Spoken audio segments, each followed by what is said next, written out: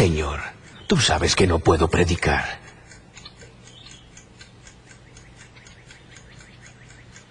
Bueno, si tú me muestras el camino, es decir, si tú envías una invitación para que yo predique, entonces, Señor, iré.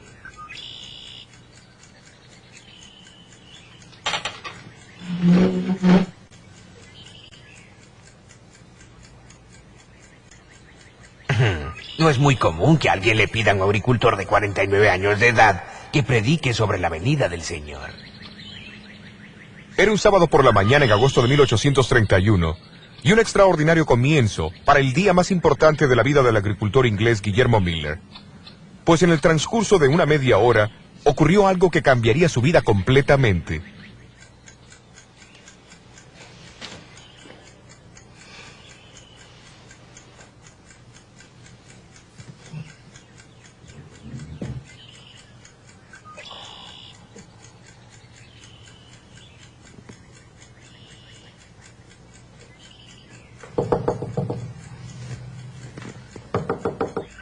Pase. Sobrino, ¿qué pasa? Tío Guillermo, el pastor de nuestra iglesia no podrá predicar mañana. Papá me mandó que te pida que vengas y nos hables sobre lo que estás estudiando en la Biblia. Sobre las profecías y la segunda venida de Cristo. ¿Vendrás?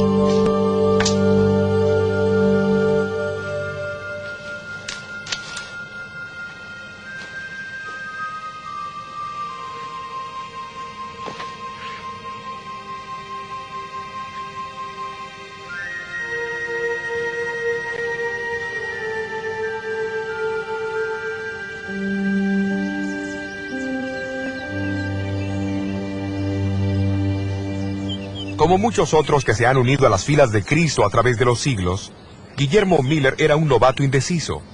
Pero este modesto agricultor de Nueva York llegaría a ejercer una gran influencia en la vida de miles de hombres y mujeres alrededor del mundo. Pues ingresó en el bosque de Arces como un agricultor, pero regresó transformado en un predicador. Sin embargo, la historia de Miller no comienza en el bosque de Arces. Eventos que ocurrieron en la antigua ciudad de Roma tuvieron mucha influencia.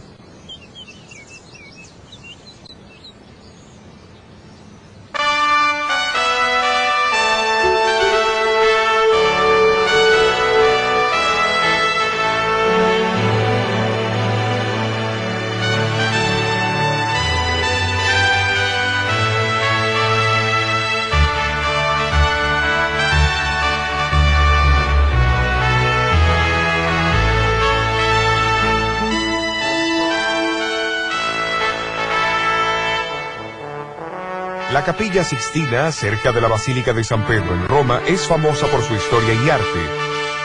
Edificada por el Papa Sixto IV en 1473, es el lugar donde los cardenales de la Iglesia se reúnen para elegir un nuevo Papa.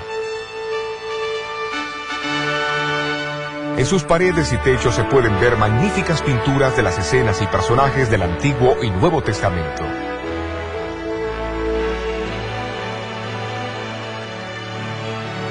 Pero la Capilla Sixtina es también significativa por otra razón, pues allí se encontraron la profecía y la historia.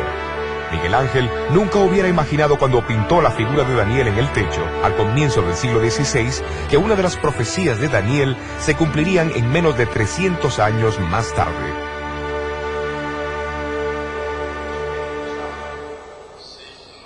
La profecía de Daniel en su capítulo 7 reveló que a la ascensión al poder del cuerno pequeño del cuarto gran imperio de Roma se le opondrían 3 reinos.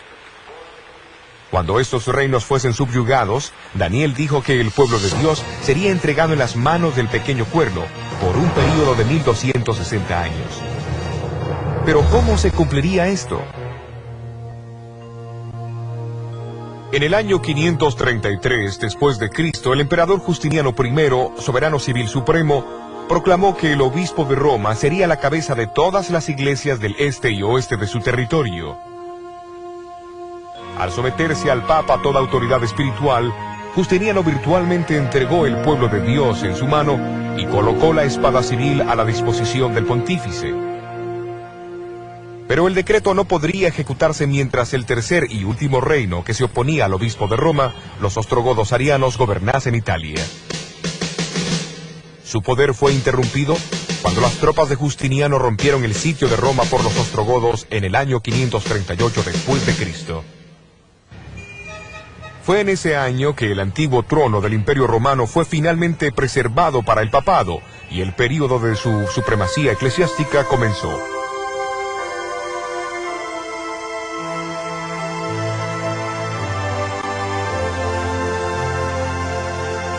$1270 años después, Napoleón ordenó a su lugarteniente, el general Berthier, que marchara hacia Roma y subyugara la supremacía de su iglesia. En febrero 15 de 1798, el nuevo gobierno republicano fue establecido y sus emblemas y armamentos removidos de la ciudad.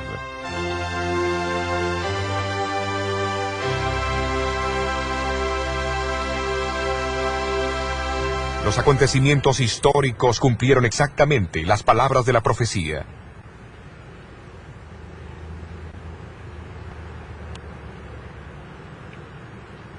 Poco más de 100 años antes, un doctor en divinidades de la Universidad de Oxford había sido el primero en declarar que la profecía de los 1260 años terminaría, como él decía, un poco antes del año 1800. Luego otros tomaron la misma posición. Algunos, como el famoso clérigo, filósofo y científico Joseph Priestley, hasta dijo que Francia sería el instrumento más adecuado para el cumplimiento de esa tarea. Cuando el golpe finalmente cayó sobre Roma en 1798, un coro de voces en Inglaterra, Europa y América atestiguaron el fin de los 1260 años de supremacía papal. A pesar de las diferencias de credo en otros puntos de fe, había una notable unidad en las interpretaciones proféticas básicas, recibidas de los primeros grandes reformadores. Ellos enseñaron acerca de los 4 imperios universales, las divisiones de Roma, el surgimiento del anticristo, el principio del día por año y la proximidad del juicio y la segunda venida de Cristo. Al despertar su interés en tan notable cumplimiento de la profecía, estos estudiantes de la Biblia empezaron a observar detenidamente la profecía más larga en el tiempo de Daniel, descrita en el capítulo 8. La predicción se encuentra en el versículo 14, en respuesta a una pregunta hecha sobre el tiempo que la visión cubría. ¿Cuándo Dios haría algo? Sobre el poder desolador que pisoteaba su santuario y su pueblo, la respuesta es la siguiente. Y él me dijo, hasta 2300 días de tarde y de mañana, y el santuario será purificado. El estudio de este periodo de tiempo ha intrigado a los estudiantes de la Biblia por cientos de años. Eruditos judíos, desde el comienzo del siglo VIII, y eruditos cristianos, desde finales del siglo XIII, han identificado los 2300 días como 2300 años. Pero aunque muchos siguieron estudiando esta profecía, su significado seguía siendo un misterio. No debe sorprendernos, porque en Daniel 8, el ángel Gabriel le dijo a Daniel que el período de 2300 días años no se cumpliría hasta el tiempo del fin. Y en Daniel 12, Dios ordena al profeta a sellar su libro hasta ese mismo tiempo. Evidentemente, el significado de la profecía de los 1300 años no debería entenderse claramente hasta que el tiempo de su cumplimiento estuviese cerca.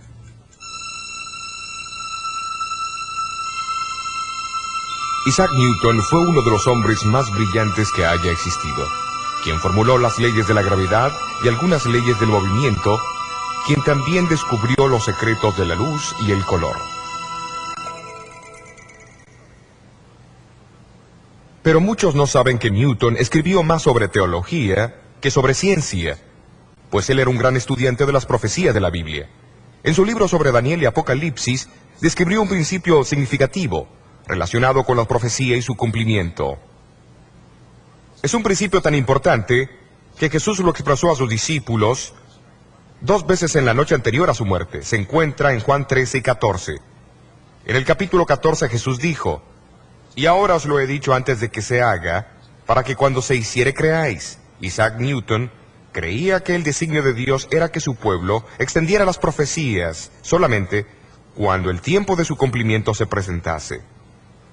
Y este principio profético se basa en los hechos de la historia. Cuando Roma gobernaba el mundo occidental, un gran grupo de estudiantes contemporáneos de la profecía reconocieron la identidad y el destino del cuarto imperio profético. Cuando Roma empezó a dividirse, otro grupo de personas describieron el temor que tenían del surgimiento del anticristo. Cuando el pequeño cuerno papal reveló el real carácter e identidad, una gran multitud de reformadores atestiguaron del cumplimiento de la profecía en muchos países. El Espíritu Santo explica lo mismo en otros lugares con más claridad, para que no quede ninguna duda a menos que uno sea un ignorante obstinado. Cuando los 1260 años llegaban a su fin, esto también fue proclamado en el Viejo y Nuevo Mundo.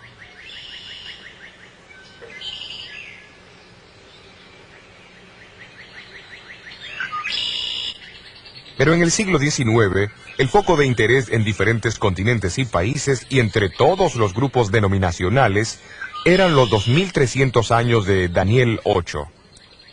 Y uno de esos testigos fue el predicador bautista, que llegó a ser el líder en los Estados Unidos del gran movimiento que enfatizó la segunda venida de Cristo al comienzo del siglo XIX, Guillermo Miller. ¿Pero qué clase de hombre fue Guillermo Miller? Miller nació en Massachusetts en 1782. Cuando él tenía 4 años de edad, su familia se mudó a Lowhampton, Nueva York. Siendo el mayor entre 16 niños, su madre, que temía a Dios, le enseñó a reverenciar la Biblia como la revelación de Dios al hombre. A la edad de 21 años, Miller se casó con Lucy Smith y luego se mudaron a la cercana ciudad natal de ella, Pawnee, Vermont.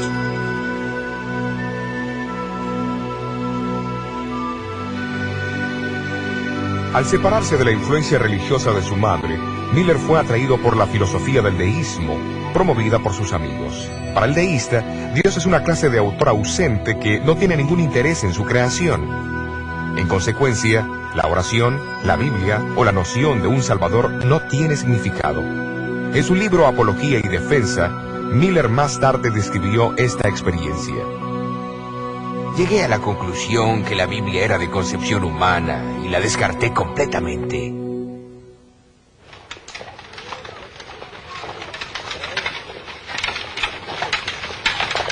Pero Miller poseía cualidades personales que incitaban a otras personas a confiar en él. Llegó a ser el sheriff asociado y lugarteniente de la Guardia Nacional del estado de Vermont. Durante la Guerra Americana de 1812, fue ascendido a rango de capitán en el ejército de los Estados Unidos.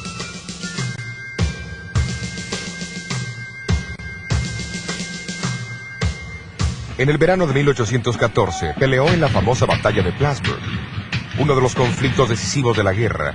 Las fuerzas americanas estaban inquietas ante los bien entrenados y disciplinados ingleses, quienes eran 3 veces más numerosos que ellos. Pero la sorprendente victoria sirvió para crear dudas en la mente de Miller, pues el éxito en la guerra parecía ser la obra de una fuerza más poderosa que la humana.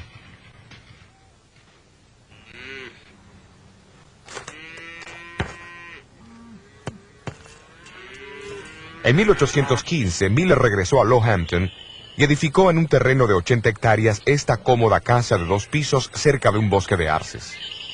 Aunque ahora creía en un ser supremo, todavía no creía que Dios había dado alguna revelación por escrito. Sin embargo, un día, al convencerse de su iniquidad, comenzó a preguntarse cómo un ser justo podría salvar a los violadores de su ley. De repente, la personalidad de un Salvador se le impresionó vívidamente. Sintió que podía confiar en la misericordia del mismo. ¿Pero existía ese Salvador?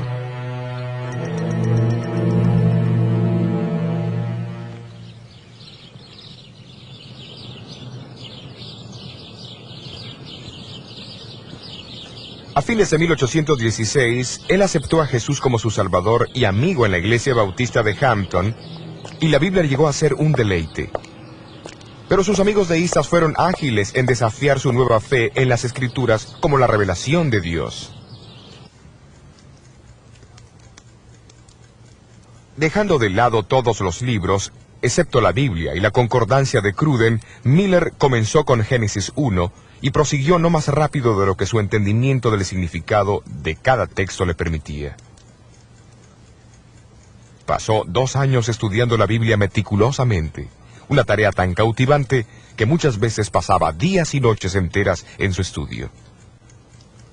¿Y cuáles fueron algunas de las conclusiones a que llegó en 1818? Estoy completamente seguro que la Biblia se interpreta por sí sola y que es lo suficientemente simple para que todos la entiendan.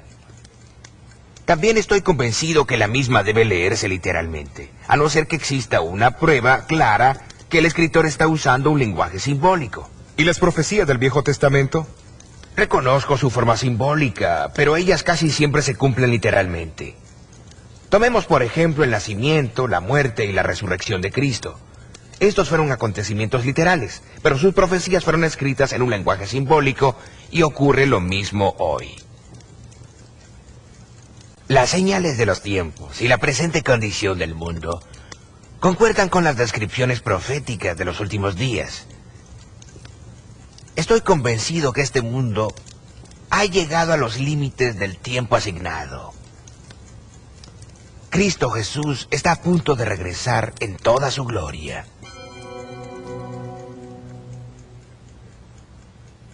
La conclusión de Miller fue interesante, pues era contraria a la idea predominante de la mayoría de las iglesias protestantes de su tiempo sobre la segunda venida. Estos enseñaban que el milenio, o período de 1000 años descrito en Apocalipsis 20, comenzaría con una conversión mundial. Esto llevaría a un reinado milenario de paz y justicia en la tierra. Entonces la segunda venida de Cristo ocurriría al final de los 1000 años. Mientras muchos pensaban que ellos reconocían las señales que indicaban que el milenio se iniciaría al comienzo de los 1800, Miller por su lado estaba convencido de que la venida de Cristo era inminente y que ocurriría al comienzo de los 1000 años. Estoy seguro de que nos hemos equivocado en cuanto a esto. Solo escuchemos Daniel 8, versículo 14. Hasta 2300 días de tarde y mañana, y el santuario será purificado. El capítulo indica que los 2300 años comienzan con el decreto de reconstruir Jerusalén en el año 457 a.C. El período termina alrededor del año de 1843. La Biblia parece enseñar que el santuario es la tierra. La purificación debe ser la purificación de fuego en la segunda venida de Cristo. Lo que significa que en unos 25 años el mundo llegará a su fin y Jesús vendrá. De hecho, Miller pasó los próximos 13 años examinando y reexaminando los argumentos a favor y en contra de su creencia. A medida que crecía su convicción, sentía que tenía el deber personal de comunicar al mundo sus conclusiones. Cuando los años de investigación finalmente borraron todo vestigio de duda, el temor de hablar en público se hizo presente.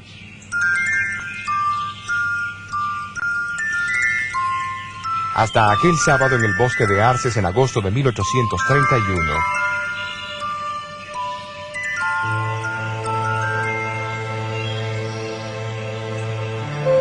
Miller acompañó a su sobrino, Irving Guilford, a la casa de los Guilford en Dresden. Respetando la falta de confianza de Miller, sus parientes invitaron a los vecinos a su casa, en lugar de ir a la pequeña iglesia bautista aquel domingo. El texto que usó en su sermón, Daniel capítulo 7, interpretado de igual manera que los grandes reformadores lo interpretaban, pero con el cumplimiento adicional de los 1260 años en 1798.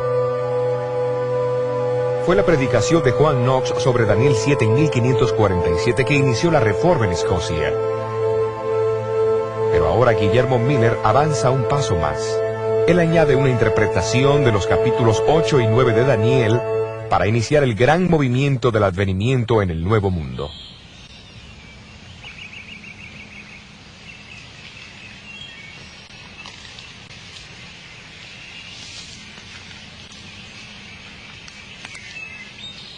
Cuando Miller regresó a la casa, empezaron a llegar invitaciones para predicar en lugares cercanos y lejanos.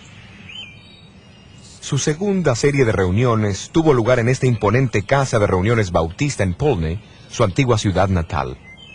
Miller nunca podría haber imaginado que en el transcurso de 15 años su influencia se extendería desde Lowhampton a través de todo el mundo.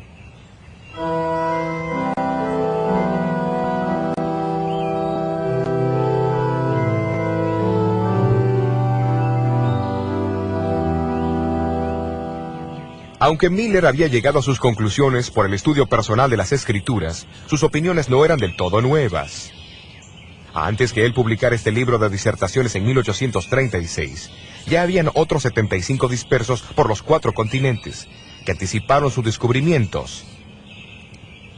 A pesar de sus diferencias culturales y denominacionales, ellos concordaban esencialmente que los 2300 años se cumplirían durante la década de 1840. O sea que la advertencia del juicio venidero y el pronto regreso de Jesús se dio tanto en el viejo como en el nuevo mundo.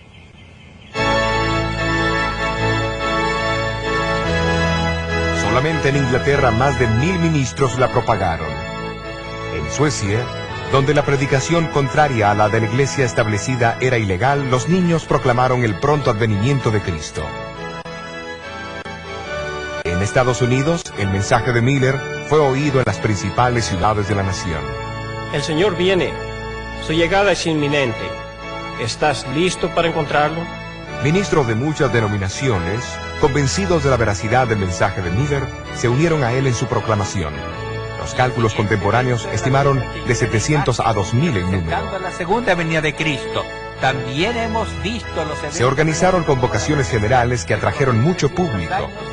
Se dirigieron reuniones campestres, 125 de ellas entre 1842 y 1844, con una estimada audiencia total de 500.000 de personas.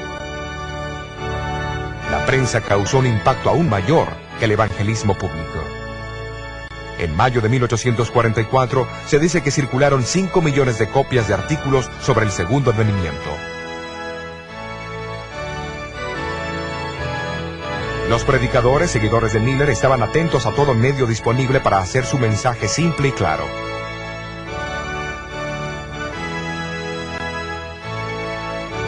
Este cuadro, con sus fotos y figuras, claramente se enfocaba en el año climático de 1843, la fecha aguardada por la venida del Señor.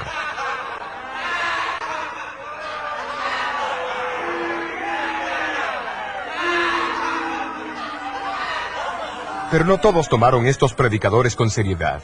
Un legislador introdujo una propuesta para posponer el fin del mundo hasta 1860.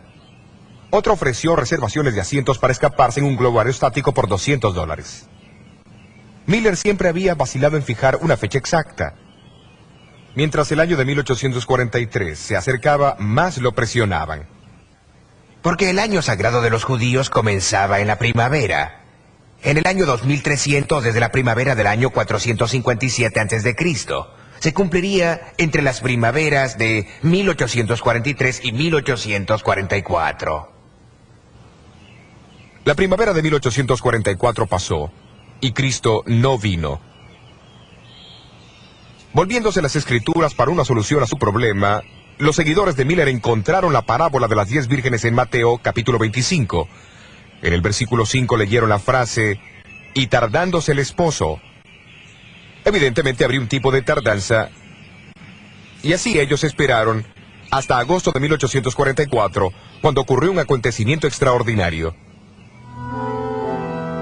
En las reuniones campestres de Exeter, Nueva Hampshire, Samuel Snow, un predicador seguidor de Miller, reavivó a su audiencia. Primero mencionó que, de acuerdo a Esdras 7, el decreto de reconstruir a Jerusalén, que inició los 2300 años, no comenzó hasta el otoño del año 457 a.C.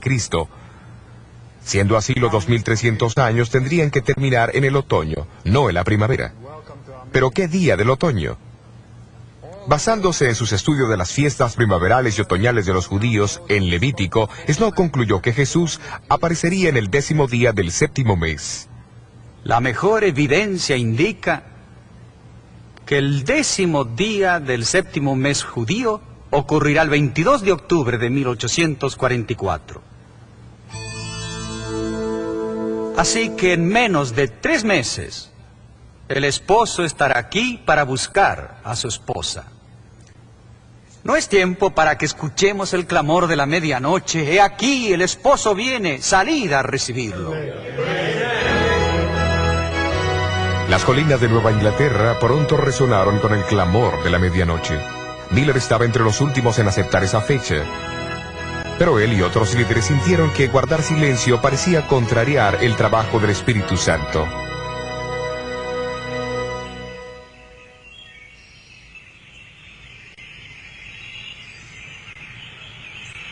Mientras los días pasaban, muchos fueron bautizados. Los creyentes cerraron sus comercios, dejaron sus trabajos, confesaron sus faltas y pasaron horas enteras orando. Finalmente el cubrimiento excesivo de la prensa cesó. La gran tienda de campaña fue desarmada y guardada por última vez, y los líderes regresaron a sus casas para estar con sus familias.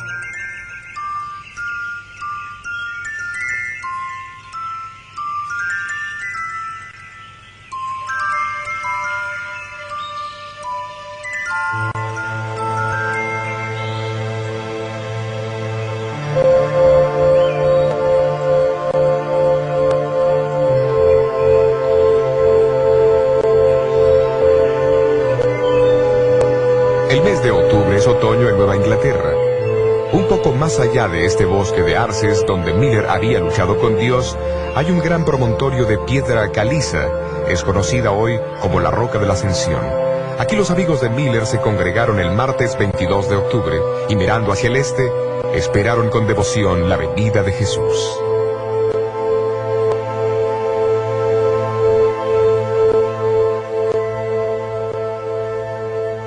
Por todo el país, decenas de miles de adventistas, como se le llamaban ahora los seguidores de Miller, se reunieron en iglesias, tiendas y hogares.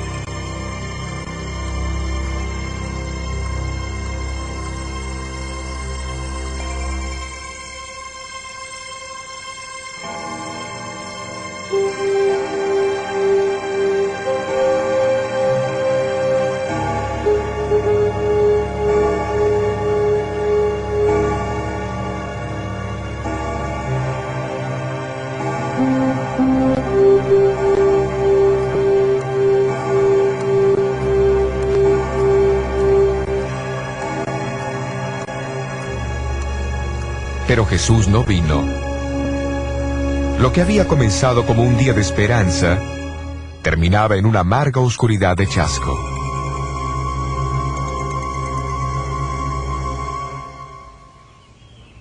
En los días y semanas que siguieron, la humillación, la confusión y la duda amenazaron sumergirlos. Inevitablemente el impulso pujante del movimiento del adventismo cesó abruptamente. Algunos lo abandonaron. ¿Los había engañado Guillermo Miller? Miller nunca abandonó su fe en el pronto regreso de Jesús. 4 años después del chasco construyó esta pequeña capilla en su finca, detrás de la Roca de la Ascensión, y el grupo de creyentes que siguieron compartiendo la esperanza de Miller se reunían aquí con él y su familia.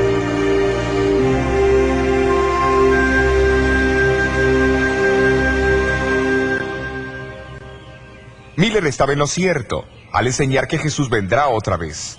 El Nuevo Testamento se refiere a esto más de 300 veces. Estaba en lo cierto al decirle a la gente que se preparara para el regreso de Jesús. Después de todo, Jesús, Pablo, Juan, Pedro y los muchos cristianos a través de todas las eras dijeron lo mismo.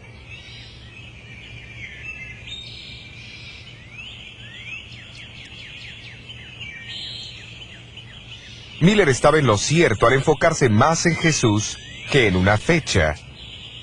Y él estaba en lo cierto al declarar que los 2300 días son 2300 años, pues al establecer este principio día por año, se alineó con muchos estudiosos eminentes de la Biblia de 2000 años atrás. Y al proclamar que los 2300 años se extenderían a la década de 1840, Miller fue solamente uno entre miles de estudiantes contemporáneos de la Biblia que creían lo mismo. Entonces, ¿qué pasó?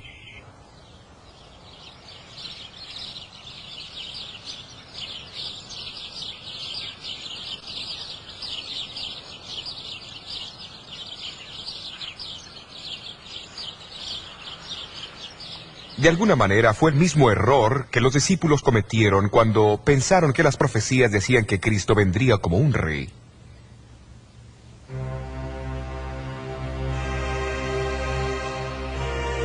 No fue un error de una persona irracional o los cálculos insensatos de un fanático, sino que fue un honesto malentendido del significado de la frase del Antiguo Testamento, donde menciona la purificación del santuario. Pero ¿por qué Dios permitió que el hombre, que él había llamado inequívocamente para un propósito, cometiera tremendo error? Tal vez nunca sepamos la respuesta completa a esta pregunta. Pero recordemos que en aquel tiempo, muchos cristianos creían en una conversión mundial que culminaría con el regreso de Jesús al fin de los 1000 años. Tal vez Dios en su amor estaba enviando un mensaje al mundo de una manera alarmante para advertirle de los crecientes problemas y maldades que padecerían al inminente retorno de su Hijo, antes de los 1000 años. Miller estaba en lo cierto sobre el cálculo de la profecía de los 2300 años de Daniel. Algo ocurriría al final de los 2300 años. La purificación del santuario. Tal evento demandaba una amplia publicidad y la más grande atención posible. Pero lo que significaba ese evento, y el propósito que tenía, era para otros descubrirlo.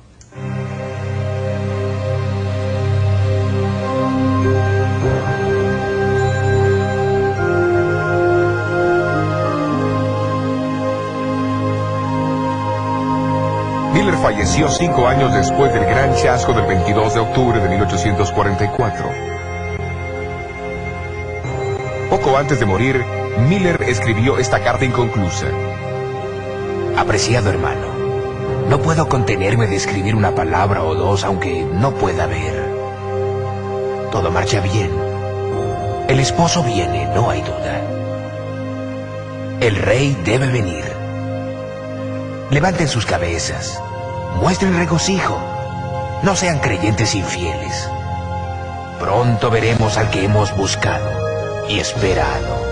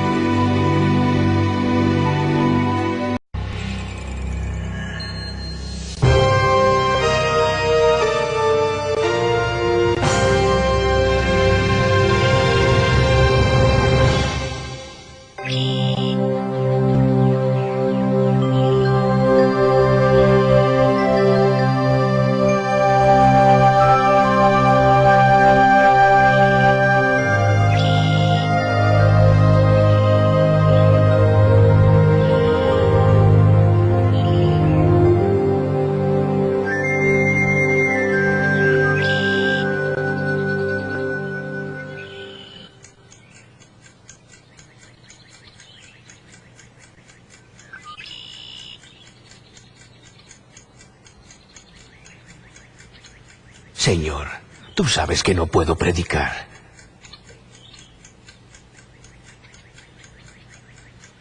Bueno, si tú me muestras el camino, es decir, si tú envías una invitación para que yo predique, entonces, Señor, iré.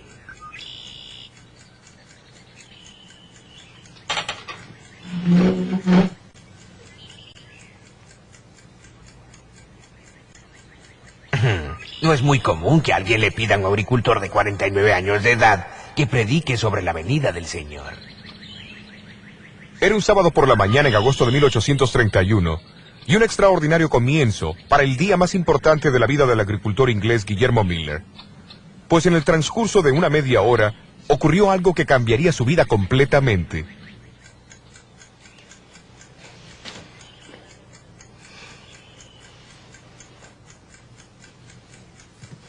Como muchos otros que se han unido a las filas de Cristo a través de los siglos, Guillermo Miller era un novato indeciso.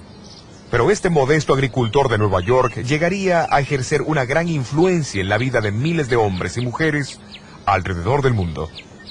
Pues ingresó en el bosque de Arces como un agricultor, pero regresó transformado en un predicador. Sin embargo, la historia de Miller no comienza en el bosque de Arces. Eventos que ocurrieron en la antigua ciudad de Roma tuvieron mucha influencia.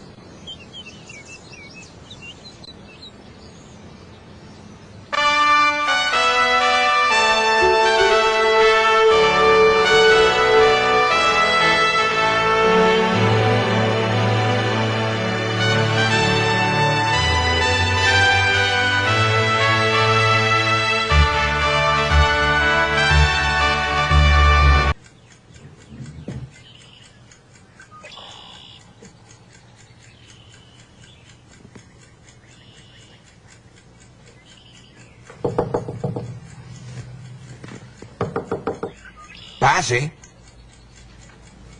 Sobrino, ¿qué pasa? Tío Guillermo, el pastor de nuestra iglesia no podrá predicar mañana. Papá me mandó que te pida que vengas y nos hables sobre lo que estás estudiando en la Biblia. Sobre las profecías y la segunda venida de Cristo. ¿Vendrás?